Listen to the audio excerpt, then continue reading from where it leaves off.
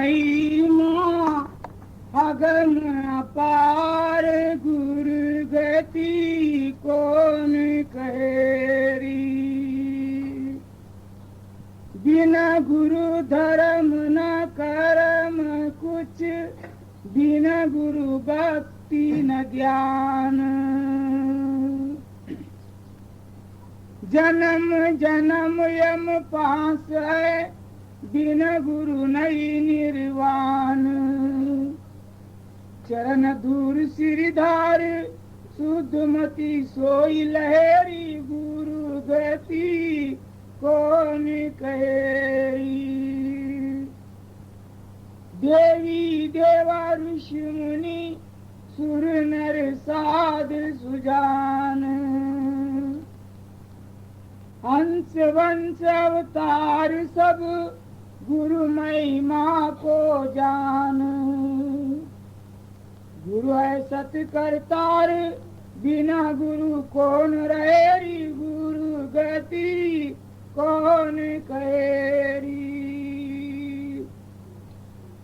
राम कृष्ण के गुरु है गुरु मत गुरु वशिष्ठ।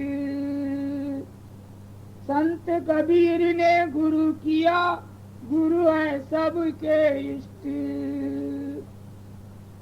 बिना गुरु बहु जलधार, निगुरे सकल बहेरी। गुरु गति कौन कहेरी। दुख कलेश आपत्ति विपत्ति, चौदिश जग में व्याप।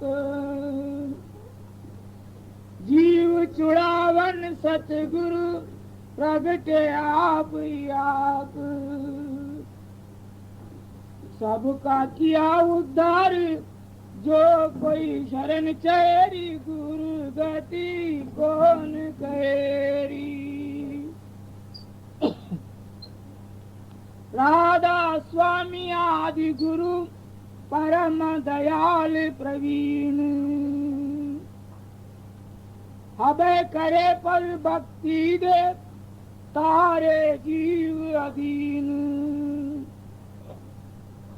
नहीं उसका वारा पार, जो गुरु भक्ति लहेरी। गुरु गति कौन कहेरी। गुरु महिमा अगम अपार, गुरु गति कौन कहेरी।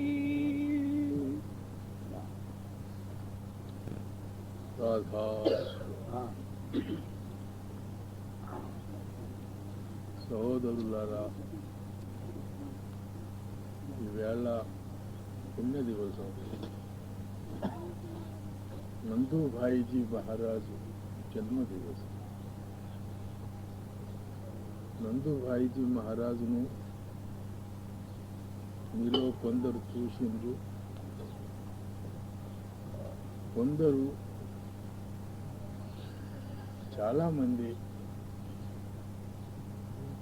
మన భారతదేశంలో, ఆంధ్రప్రదేశ్లో, ఉత్తరప్రదేశ్లో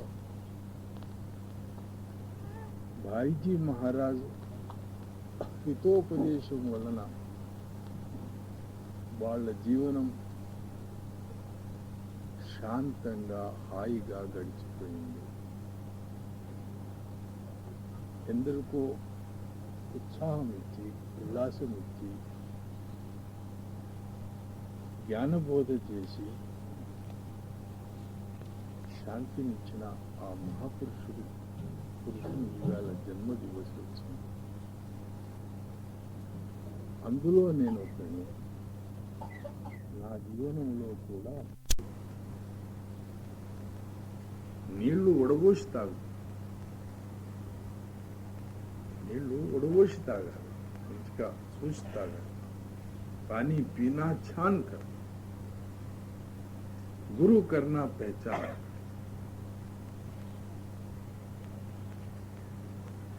ప్రతి మానవుని పైన ఈ బాధ్యత ఉంది. శ్రీరామచంద్రుని యొక్క పరాక్రమం, యశకీర్తులు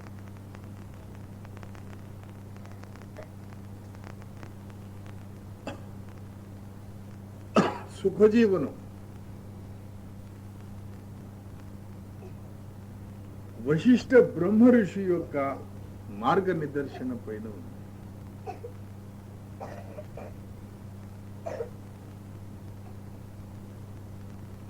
మర్యాదా పురుషోత్తముడు శ్రీరామచంద్రుడు అంటే బ్రహ్మర్షి వశిష్ఠుని యొక్క శ్రేయస్కరం. బ్రహ్మర్షి వశిష్ఠుడు శ్రీరాముని అటువంటి మార్గ నిదర్శన చేసి ఈ కీర్తి యశకీర్తులు సుఖము శాంతిని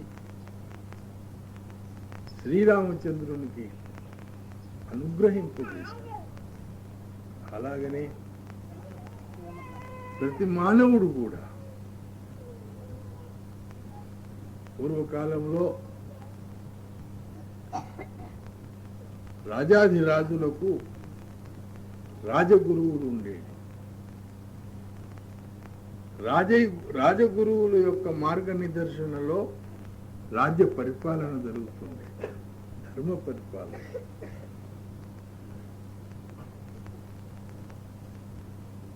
ఒక మంచి సత్పురుషుడు ఆ సత్పురుషుని యొక్క శరణులో ఉండి రాజులు ధర్మరాజ్యమును పరిపాలించారు.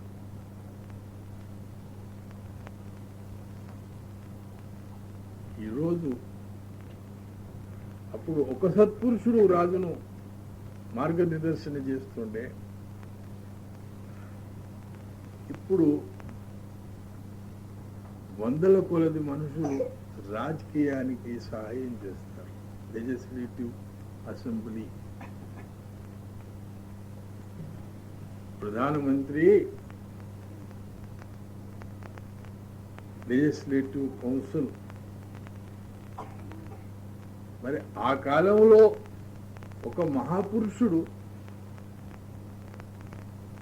మార్గ నిదర్శన చేస్తే అది ధర్మంగా, సుఖంగా, శాంతిప్రదంగా జీవనము గడిపే సదుపాయాలు ఏర్పాటు చేసిందైతే ఈవేళ ఈ వందల కొద్ది మనుషులు, లెజిస్లేటివ్ అసెంబ్లీ మెంబర్లు, ఎమ్మెల్యేలు మరి రాజకీయాలకు సహాయం చేసి ఏం సుఖం ఇస్తున్నారయ్యా? ప్రజలు ఏం సుఖపడుతున్నారు? అది మానవుల యొక్క మంచితనంలో ఉంది. సత్పురుషులు మార్గ నిదర్శన చేసేది. ఒకప్పుడు వారు చేసిన పనులు అసహ్యం అనిపించేది, విసుక్కుపడి. రాజు ఉండే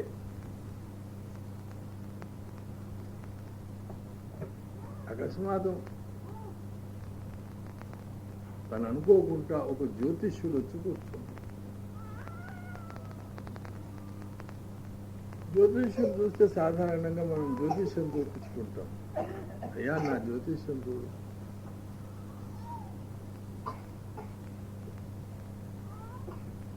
రాజుగారు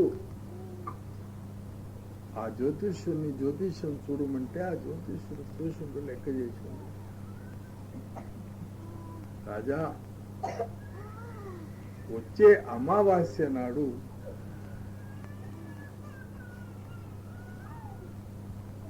నీ చిత్రవధ ఉంది అన్నారు. నిన్ను వధిస్తారు,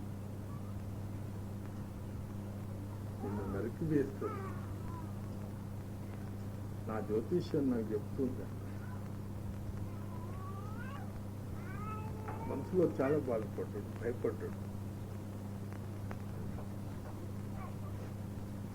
తన విశ్వాసం, భావం ఉండే రాజగురువు దగ్గరికి పోయి, స్వామి నా జ్యోతిష్యంలో ఇట్లా వెళ్ళింది,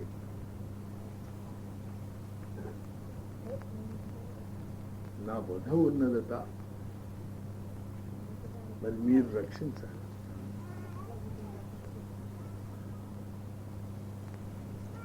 రాజగురువు ఆలోచించారు. అవును రాజా, జ్యోతిష్యం తప్పు కాదు, జ్యోతిష్యుడు సరిగ్గానే చెప్పాడు. కానీ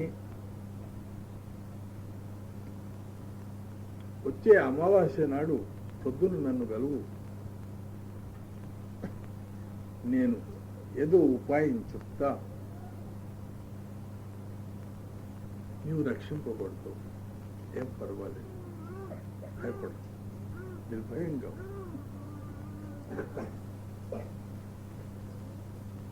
మృత్యు అంటే అందరికీ భయం.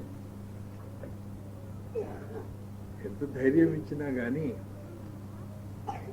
మన మనసు ఊరుకోదు.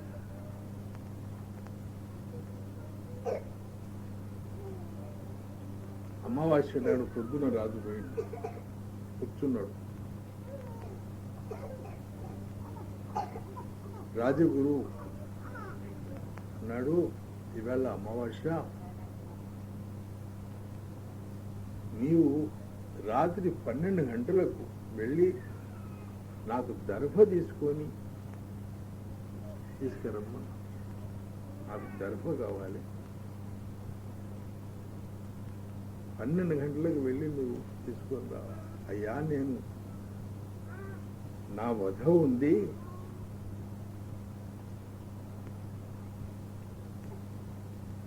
ఈవేళ రాత్రి నా వధ ఉంది,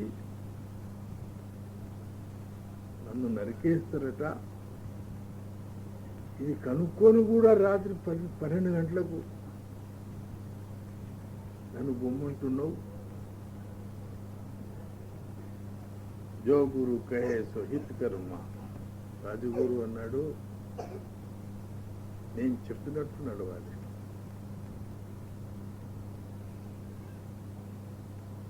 అందులో నీ రక్ష ఉంది. మనసులో ఆలోచించండి. రాజభవనం నుంచి అడవిలో అది 12 గంటల రాత్రికి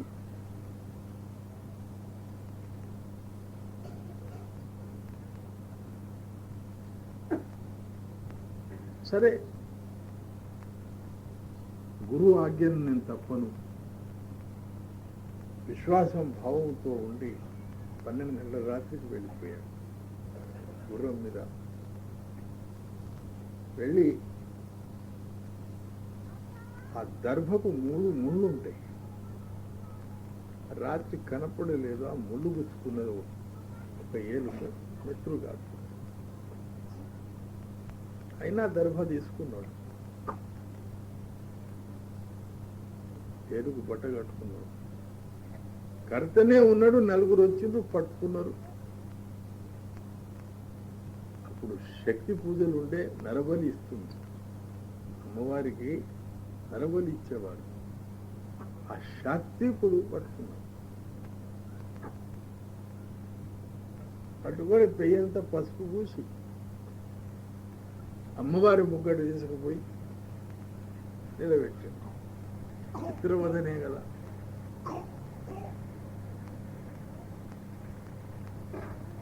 అయ్యో రాజన్నాడు, నేను ఒకవేళ రాకపోతే ఈ చావు తప్పుతుండేనేమో. రాజగురు నాకు మోసం చేశాడు. ఎంత నమ్మిన నేను, నన్ను మోసం చేసి నా ప్రాణాలు పోయి పట్టుకొని తీసుకుపోయి అమ్మవారి ముంగట నిలబెడితే ఆ హంతకుడు చూసి అన్నాడు, ఈ శరీరం ఎంగిల్దయ్యా, ఇది అమ్మవారికి పనికిరాదని.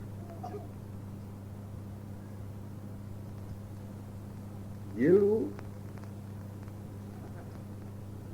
అంగహీనం, ఏలు నుంచి రక్తం కారుతుంది, ఇది అమ్మవారి నైవేద్యం పనికిరాదు, విడిచిపెట్టండి నన్ను తీసుకో.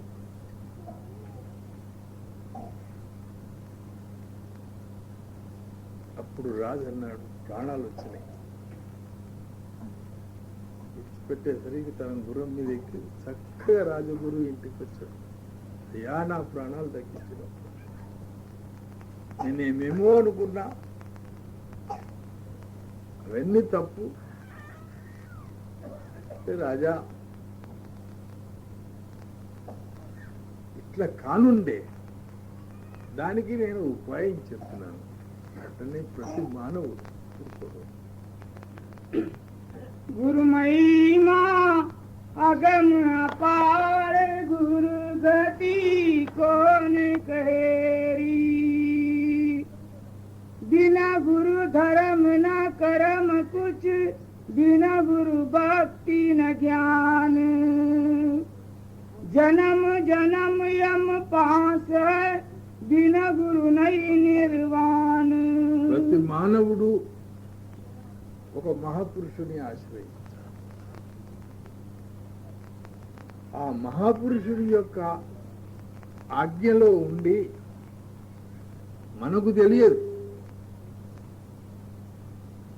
మహాపురుషుడు ఒకప్పుడు పెద్దలు మన హితం కొరకు ఏమైనా చెప్పినా మనకు తెలియదు. కానీ ఆ పెద్దలు చెప్పిన మాట ఇంటే మనకు క్షేమమవుతుంది. అలాగనే ప్రతి మానవుడు గురువు ఆశ్రయంలో ఉండాలి. బంధుభాయిజీ మహారాజు ఉండే ఈవేళ మాకు యాద వస్తుంది. నేను దేవరకొండలో పేష్కారుగా పనిచేస్తుంది తహసీల్.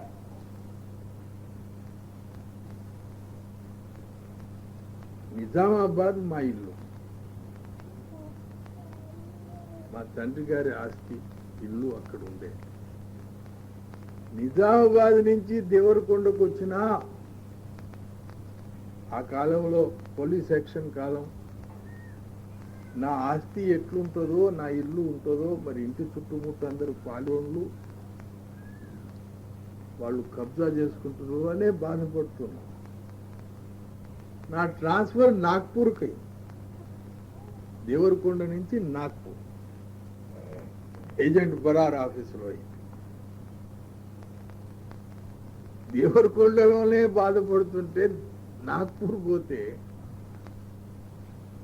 మరి నా ఆస్తి ఉంటుందా పోతుందా అని బాధపడి భాయిజీ మహారాజ్, నందు భాయిజీ మహారాజ్కు ఉత్తరం రాసిన. మహారాజ్ దేవరకొండనే నాకు కష్టం అనిపిస్తే ఇదిగో ఆర్డర్ నాగ్పూర్ పోమని వచ్చింది, మరి ఏం చెయ్యాలి అంటే ఉత్తరంలో రాసింది, ఆనందరావు పరమాత్ముడు నీకు ఏదో ఉన్నత స్థానాన్ని ప్రసాదిస్తున్నాడు. పరమాత్ముని ప్రసాదాన్ని ధిక్కరించుకుంటా కళ్ళు మూసుకొని వెళ్ళిపోము.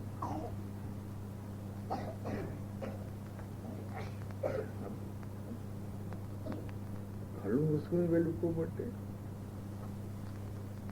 నీ ఆస్తిలో నుంచి ఒక ఇటుక ముక్కనైనా పోదు అని కిందికి రాశాను. నీ ఆస్తి యథావిధిగా అట్లే ఉంటుంది, ఒక్క ఇటుక కూడా ఎవరు జరపడుతూ మాన. 3 ఏళ్ళు నేను నాగ్పూర్ పోయినా. ఇక్కడ నాకు 70 రూపాయలు జీతం ఉంటుండే, అక్కడ 250 రూపాయలు కల్దార్ జీతం, మళ్ళీ 100 రూపాయలు డెప్యుటేషన్ అలౌన్స్, ఇట్లా 350 రూపాయలు జీతం అయింది. పెద్ద కొలువు దొరికింది. 3 ఏళ్ళు ఉన్నా నేను. 3 ఏళ్ల తర్వాత పోలీస్ యాక్షన్ అయింది. దాని తర్వాత నేను వస్తే నా ఆస్తి అట్లనే ఉంది. మళ్ళీ ఇక్కడ ట్రాన్స్ఫర్ అయింది హైదరాబాద్. అట్లనే గురు జో కహే సో సచ్ కర్ మాన్. మానవులు ఒక సత్పురుషుని ఆశ్రయంలో ఉండి ఆ సత్పురుషుని మాటను పరమాత్ముని మాట అని నమ్మి అట్లా ప్రవర్తిస్తే సుఖము శాంతి జయప్రదంగా వాళ్ళ జీవనంలో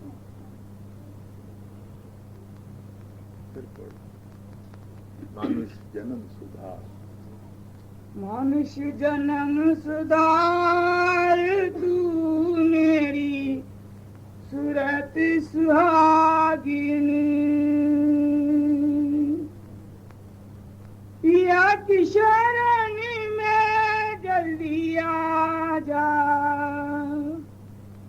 चित धर प्रेम प्यार तू मेरी सूरत सुहागिनी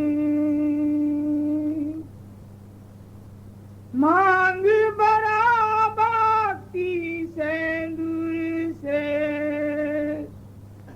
मांग परम सिंगार तू मेरी सूरत सुहागिनी क्षमा की चुनरी दया की साड़ी पैरी के चल दरबार तू मेरी सूरत सुहागिनी पिया के मैल का सुख आनंद ले दाल जगत सिचार तू मेरी सूरत सुहागिनी राधा स्वामी साचे प्रीतम चरण कमल ये दार तू मेरी सूरत सुहागिनी मानुष जन्म सुधार तू मेरी सूरत सुहागिनी సజ్జనులారా మన వ్యవహారాన్ని జయప్రదంగా జరుపుకునే మార్గనిర్దేశన చేసి పరమార్థములో కూడా భగవంతుని దర్శన భాగ్యం మనం పొందుతాం. గురువులు లోకము పరలోకం, ఈ లోకంలో సుఖంగా ఉండండి, ఒకరి మీద బరువు భారం వేసి ఒకరి మీద ఒక మహాపురుషుని నమ్ముకొని హాయిగా ఉండండి, శ్రద్ధా విశ్వాసంతో ఉండి జీవనం హాయిగా గడుపుకోండి. తరువాత పరమార్థమును కూడా సాధించాలి.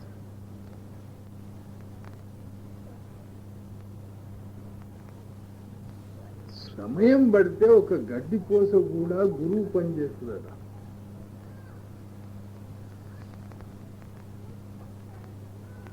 ఒక గడ్డి పూస కూడా గురువు పని చేస్తుంది. एतेखाद खस हस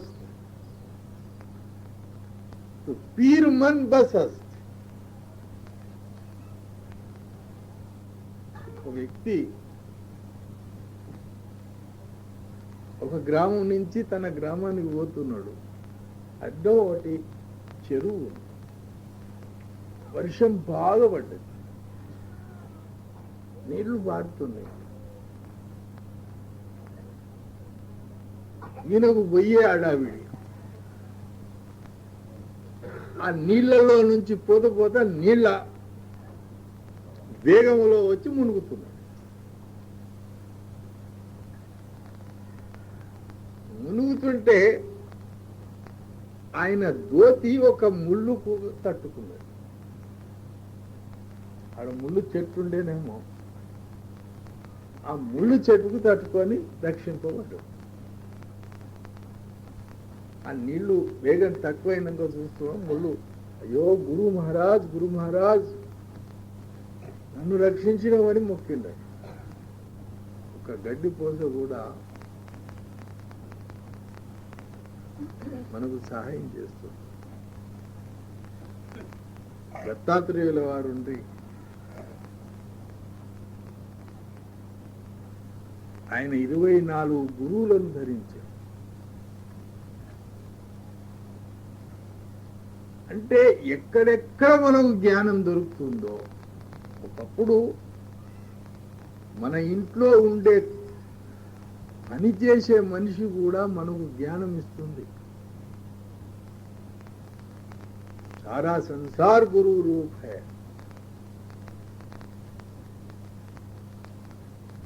అందరికీ నమస్కారం పెట్టి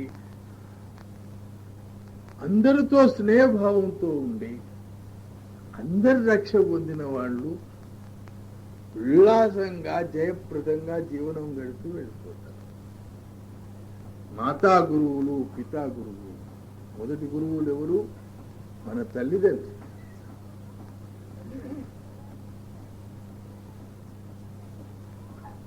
తల్లిదండ్రియే మనను పోషించి మనకు విద్యా సంస్కారం ఇచ్చి మనకు వివాహం చేసి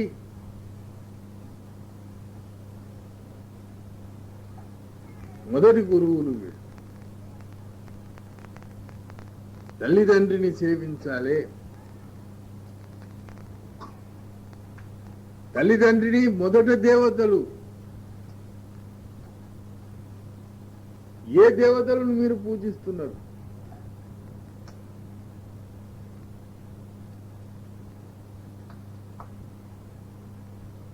ఏ దేవతలను మీరు పూజిస్తున్నారు? ఇంట్లో మీ తల్లిదండ్రిని పూజించండి, వాళ్ళు మొదట గురువులు. మాతా గురువు, పితా గురువు.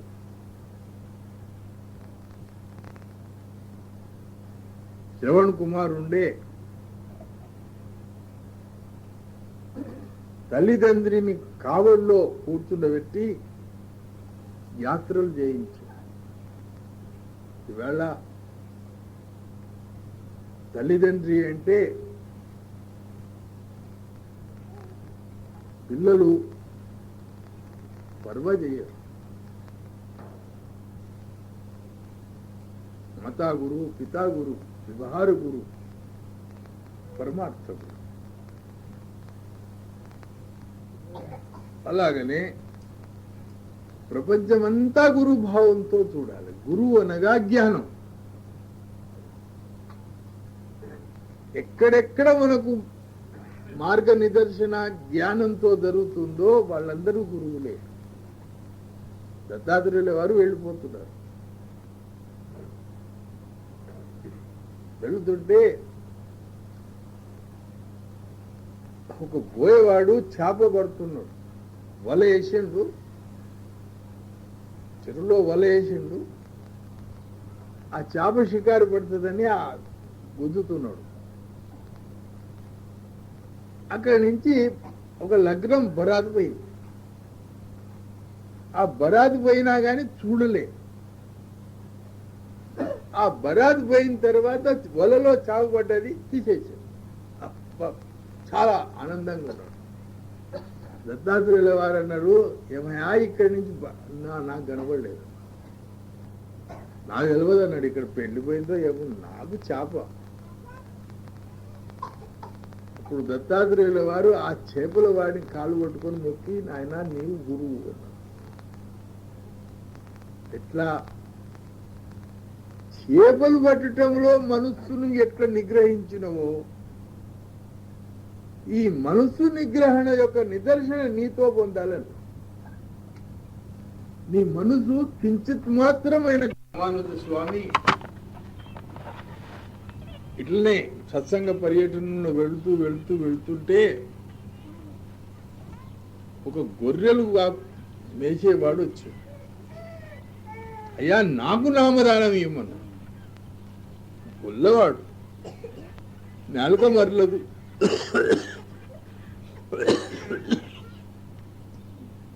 వారి కృష్ణ అని అన్నాను. కృష్ణ అన్న, కిట్ట అన్న. అరే కృష్ణ అనుదా,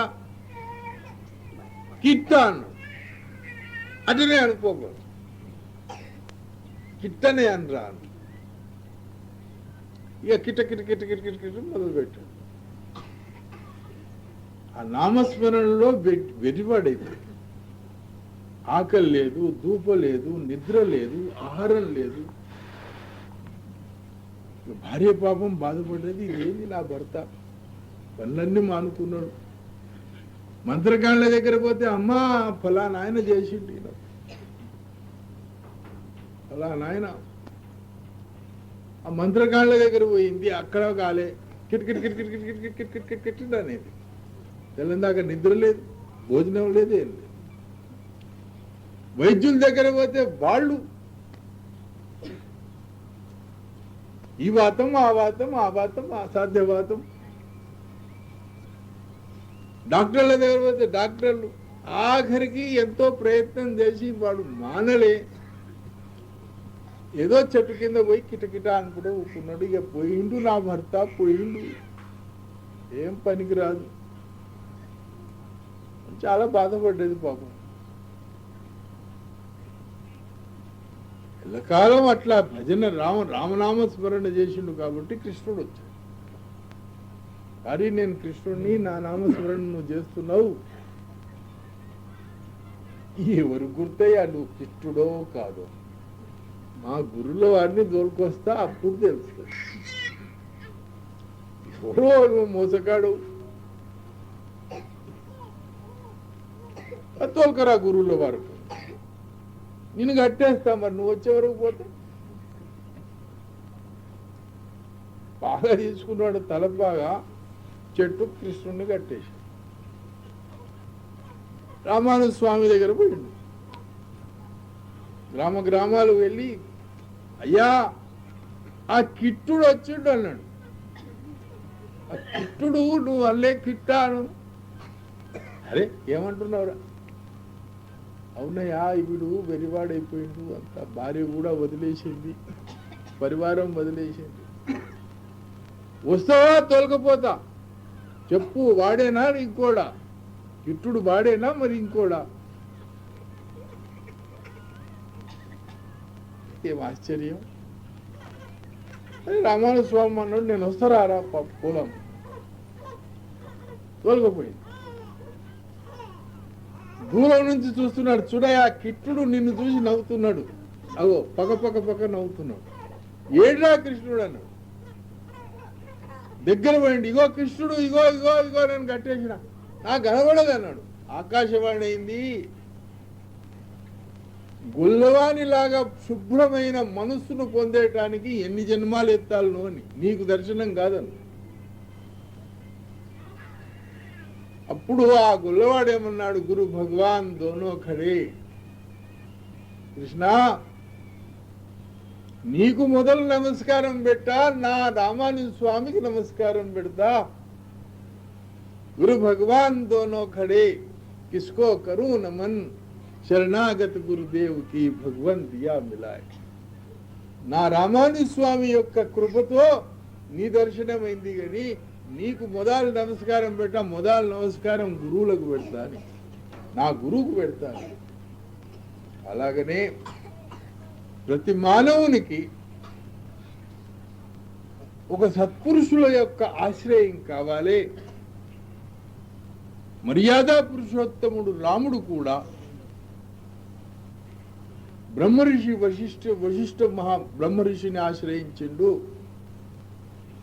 షోడశ కళా పూర్ణమైన కృష్ణుడు కూడా సాందీపని మహర్షిని ఆశ్రయించిండు.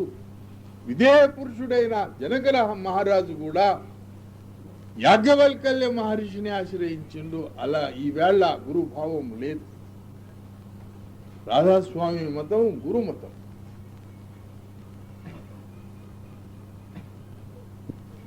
జీవనంలో ఒక మహాపురుషుడి ఆశ్రయించి పరమార్థంలో యశస్సు పొందండి, స్వార్థంలో యశస్సు పొందండి. గురు విముఖులై ఈవేళ ప్రపంచం పోతుంది కాబట్టి ప్రపంచ దిశ ఇట్లా బట్టి ఈవేళ దశ తిరిగిపోయి కష్టాలలో ఉన్నారు. ఇక నేను పృథ్వీకి